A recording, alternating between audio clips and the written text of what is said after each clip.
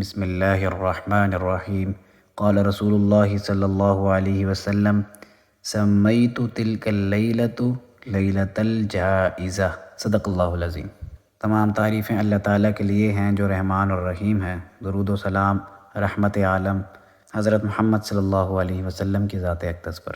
اس حدیث مبارکہ میں اللہ کے نبی علیہ الصلاۃ والسلام نے فرمایا ہے کہ جب عید الفطر کی رات آتی ہے تو اس کا نام آسمانوں پر لیلۃ الجائزہ یعنی انعام کی رات سے لیا جاتا ہے۔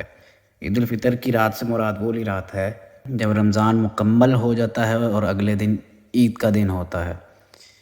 اس رات کو لیلۃ الجائزہ کہا گیا ہے۔ لیلۃ الجائزہ سے مراد یہ ہے، عربی زبان میں جائزہ کے معنی ہے انعام، اور اس کو انعام کی رات اس لیے بھی کہا جاتا ہے کہ رمضان المبارک میں روزے دار نے جو مشقت برداشت کی ہے اس کے انعامات اس رات میں تقسیم کیے جاتے ہیں۔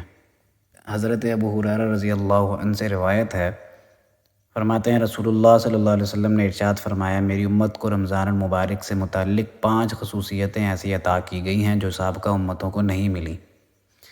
اس میں سے جو آخری ہے اس میں اللہ کے نبی نے فرمایا رمضان کی آخری رات میں روزے داروں کی مغفرت کر دی جاتی ہے۔ تو صحابہ کرام نے رسول اللہ صلی اللہ علیہ وسلم سے دریافت کیا کہ اے اللہ کے رسول، کیا یہ رات شب قدر کی رات ہے؟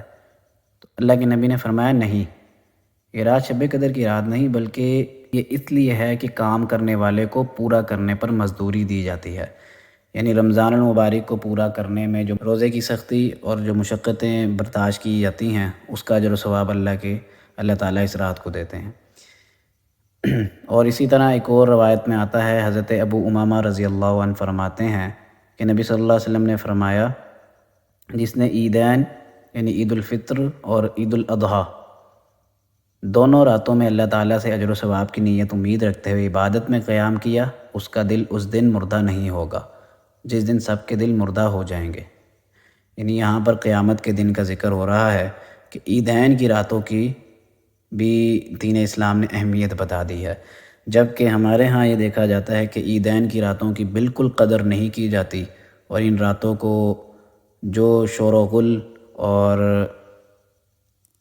تماشے اور عجیب و غریب قسم کی حرکتیں اور خرافات ہوتی ہیں جس سے مسلمان اپنے گناہوں میں اضافہ کرتا ہے، بجائے اس کے کہ راتیں نیکیاں اور رحمتیں اکٹھے کرنے کی راتیں ہیں۔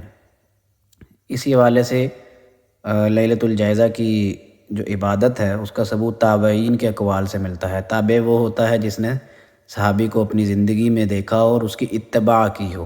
ایک تابعی کے بارے میں آتا ہے، وہ فرمایا کرتے تھے کہ عید الفطر کی رات اس مسجد میں گزارو جس میں تم نے اعتکاف کیا ہو، پھر صبح عیدگاہ کی طرف جاؤ۔